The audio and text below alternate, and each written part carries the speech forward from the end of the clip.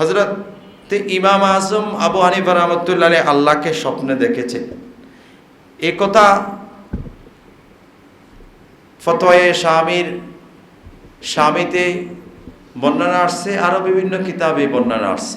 শুধু ইমাম আজম নয়, আরো অনেক বুজুর্গানে দিন দেখেছেন, এই বর্ণনা আসছে। এটাকে নিয়েই ব্যঙ্গ করে যারা বর্তমানে নতুন নিয়মের নামাজি ওনাদের মৌলানারা এটাকে নিয়ে ব্যঙ্গ করে। তবে আল্লাহকে স্বপ্নে দেখা এটা ইমামদের ইমাম নববী রহমতুল্লাহের অভিমত হচ্ছে এটা সম্ভব।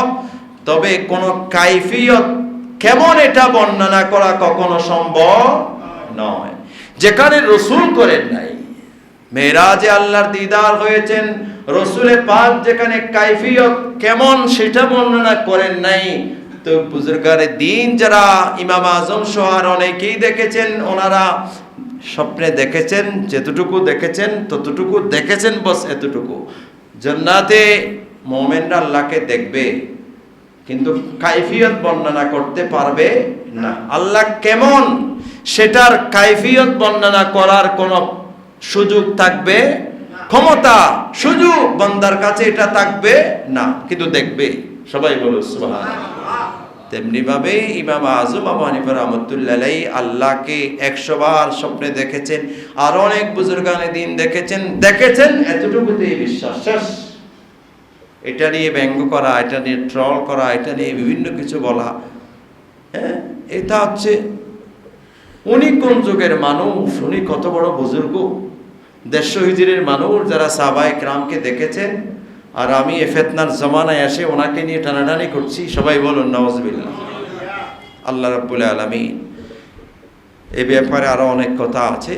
আল্লাহ পাক আমাদেরকে এই ফিতনার সময়ে আমরা যেন বিচ্যুত পদস্থলন না হই, আমরা যেন অযথা কোনো বিষয়ে না জেনে না বুঝে মন্তব্য করতে না যাই, এবং কোরআনুল কারীমের জাহেরি বললাম প্রকাশ্য হাদিসের সব প্রকাশ্য অর্থের উপরে আমল করা বলা যাবে, প্রকাশ্য সব অর্থ আমল করা বলা যাবে না, প্রকাশ্য সব অর্থ আমল করা বলা যায় না, এটা জায়েজ নয়। কিন্তু আমরা তো বলছি নস 4 প্রকার।